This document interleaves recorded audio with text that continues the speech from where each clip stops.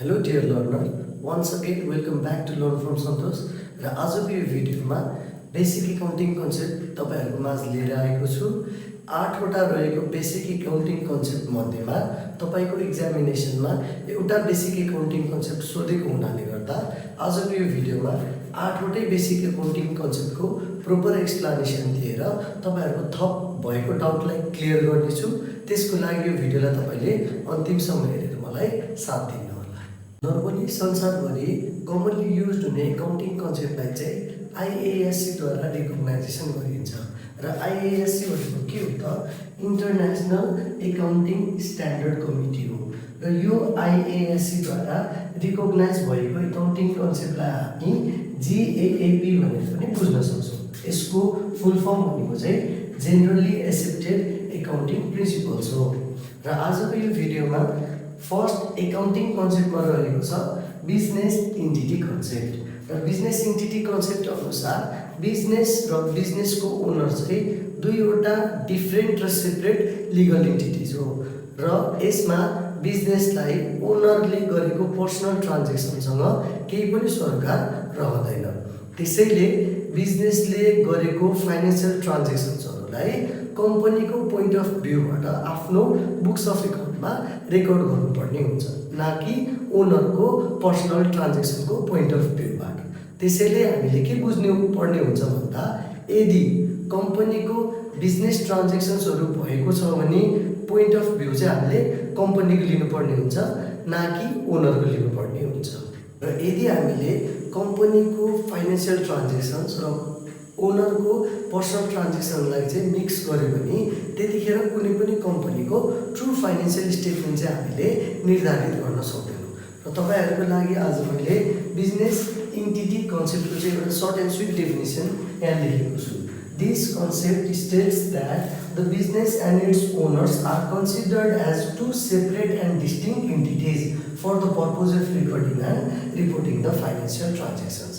त्यसैगरी हाम्रो next accounting कन्सेप्टमा रहेको छ गोइङ कन्सर्न कन्सेप्ट र यो कन्सेप्ट अनुसार बिजनेसले आफ्नो ट्रान्जेक्सन्सहरूलाई लामो समयसम्मको लागि निरन्तर रूपमा चलाउनको लागि स्थापित भएको हुन्छ र बिजनेसले आफ्नो क्यापिटल एक्सपेन्डिचरहरूलाई बुक्स अफ एकाउन्टमा रेकर्ड गर्ने बेलामा ओरिजिनल कस्टमा रेकर्ड गर्नुपर्ने हुन्छ। क्यापिटल एक्सपेन्डिचरको इक्जाम्पल अर्थात् purchase of assets, purchase of land, purchase of मेसिनरीहरू हुने गर्छ र यो सबै क्यापिटल एक्सपेन्डिचरहरूलाई बिजनेसले ओरिजिनल कस्टमा रेकर्ड गर्नुपर्ने हुन्छ ताकि फ्युचरमा हुने यो क्यापिटल एक्सपेन्डिचरको डेप्रिसिएसनहरूलाई डिडक्ट गरेर बिजनेस अर्गनाइजेसनले ब्यालेन्स सिटमा पोस्ट गर्नुपर्ने हुन्छ। र तपाईहरुको माझमा गोइङ कन्सर्न कन्सेप्टको चाहिँ मैले एउटा फेरि सर्ट एन्ड स्विट डेफिनेसन यहाँ लेखेको छु। The business is established for the purpose of performing its transactions over a long period of time and the expenditure made on long-term assets भनेको capital expenditure are always shown in the balance sheet after deducting the amount of depreciation। भन्न खोजेको बिजनेसले आफ्नो long term एसेट्सहरूबाट भएको डिप्रिसिएसनलाई घटाएर मात्र balance सिटमा चाहिँ post गर्न सक्छ भनेर चाहिँ हामीलाई गोइङ कन्सर्न कन्सेप्टले नलेज दिने गर्छ।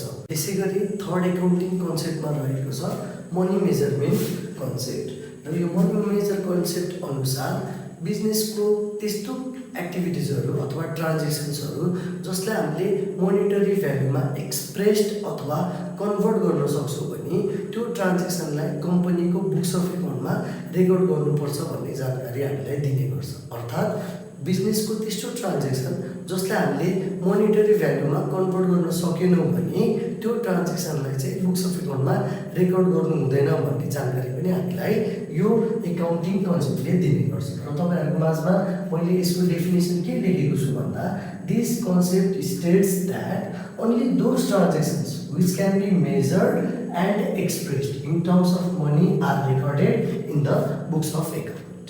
त्यसैगरी सिरियल नम्बर 4 को एकाउन्टिङ कन्सेप्टमा रहेको छ रेभेन्यू रिकग्निसन कन्सेप्ट र यो कन्सेप्टलाई हामी रियलाइजेसन कन्सेप्ट भनेर पनि भन्ने गर्छौं र यो कन्सेप्ट अनुसार कुनै पनि अर्गनाइजेसनले आफ्नो कस्टमरलाई गुड्स अथवा सर्भिसेसहरू क्याश अथवा क्रेडिटमा प्रदान गर्दाखेरि कम्पनीले रेभिन्यू कमाइसकेको छ भनेर एजम्सन गर्न सक्छन्। त्यसैले कम्पनीको एकाउन्टिङ इयरको इन्डमा कम्पनीलाई धेरै आउटस्ट्यान्डिङ एक्सपेन्सेस र एक्रुड इन्कमहरू हुने गर्छन्, जसलाई चाहिँ कम्पनीले फाइनेन्शियल स्टेटमेन्टमा चाहिँ एडजस्ट गर्नुपर्ने हुन्छ। र यसको डेफिनेसन मैले इङ्ग्लिसमा पनि लेखेको छु यहाँ। It states that the revenue is assumed to be earned when goods are transferred to the buyer or customer for cash or credit। र साथै 5 नम्बरको एकाउन्टिङ कन्सेप्टमा रहेको छ एकाउन्टिङ पिरियड कन्सेप्ट। र एकाउन्टिङ पिरियड कन्सेप्ट भनेको बिजनेसको टोटल लाइफ पिरियड चाहिँ हामीले इमेजिनरी लाइफ पिरियडमा चाहिँ कन्भर्ट गर्न सक्छौँ र त्यो इमेजिनरी टाइम इन्टरभल चाहिँ प्रायः जसो 1 वर्ष अर्थात् 12 मन्थको हुने गर्दछ। त्यसलाई नै हामी के भन्छौँ त एकाउन्टिङ पिरियड भनेर बुझ्न सक्छौँ। र नेपालको कन्टेक्स्टमा एकाउन्टिङ पिरियड भनेको चाहिँ श्रावणको 1 गतेदेखि नेक्स्ट इयरको असार मसान्तलाई चाहिँ हामी के भन्छौँ त 1 एकाउन्टिङ पिरियड भन्छौँ। र नर्मली एकाउन्टिङ पिरियड कन्सेप्टको अनुसार चाहिँ कम्पनीले आफूले कमाएको फाइनेन्शियल पोजिसनमा टोटल प्रफिट र टोटल लस चाहिँ एउटा 1 इयर एकाउन्टिङ पिरियडमा कुनै पनि फाइनेन्शियल स्टेटमेन्टमा चाहिँ सो गर्नुपर्छ भनेर चाहिँ यसले हामीलाई नलेज दिन्छ। र इङ्ग्लिसमा this concept implies that the total life of the business is divided into different imaginary time interval. अर्थात् यो कन्सेप्ट अनुसार चाहिँ बिजनेसको टोटल लाइफ चाहिँ डिफ्रेन्ट इमेजिनरी टाइम इन्टरभलमा डिभाइड भएको हुन्छ र such time interval contents 12 month. मतलब त्यस्तो टाइम इन्टरभल चाहिँ प्रायः जसो कति महिनाको हुन्छ त 12 मन्थको हुन्छ for the purpose of recording and reporting the financial performance to the concern parties.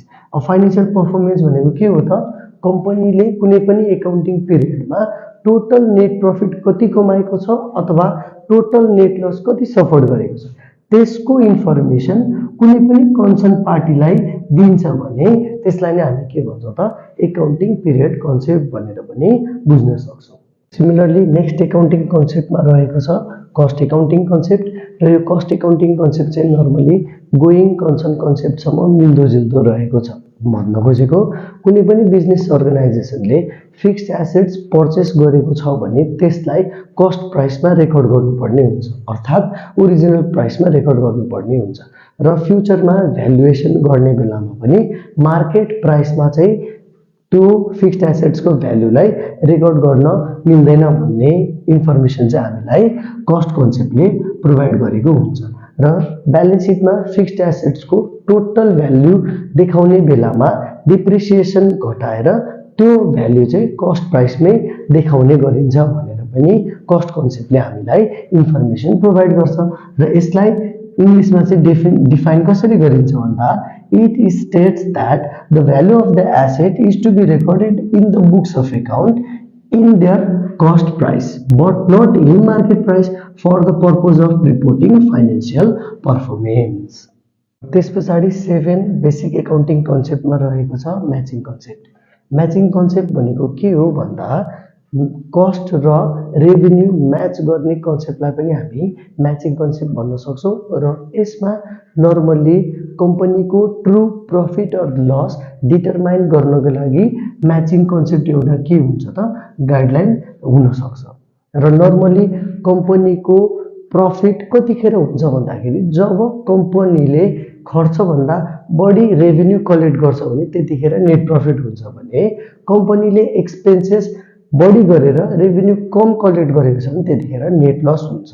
र यसलाई हामी इङ्ग्लिसमा के भन्न सक्छौँ भन्दा it states that the revenue earned for the period is compared with the expenses. भन्नु खोजेको हामीले जुन रेभिन्यू कलेक्ट गरेको हुन्छौँ त्यही पिरियडमा चाहिँ त्यसको एक्सपेन्सेसलाई हामी के गर्नुपर्ने हुन्छ त्यो रेभिन्यूसँग कम्पेयर गर्नुपर्ने हुन्छ।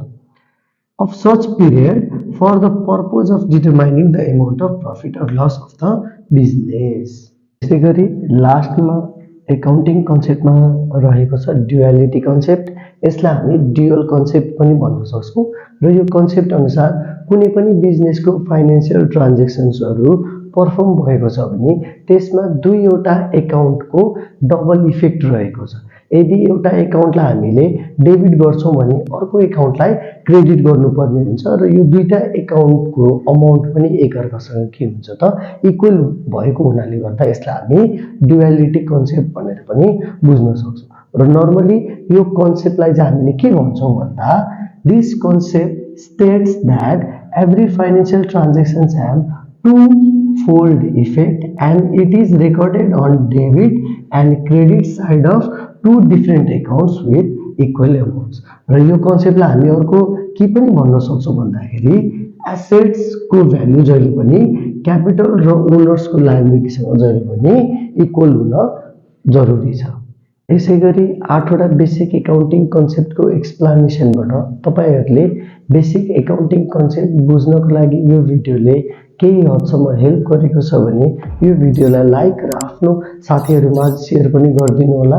र यदि तपाईहरु यो भिडियोमा नयाँ हुनुहुन्छ भने मेरो च्यानललाई सब्स्क्राइब गरिदिनु होला र नेक्स्ट आगामी भिडियोहरुमा एकाउन्टिङ सिरिजको क्लास 11 को जर्नल इन्ट्रिज भन्ने टपिक तपाईहरुको माझ ल्याउने बाचा गर्दै आजको यो भिडियोबाट बिदा लिन चाहन्छु। Thanks for believing in me, keep watching, keep learning. जय नेपाल।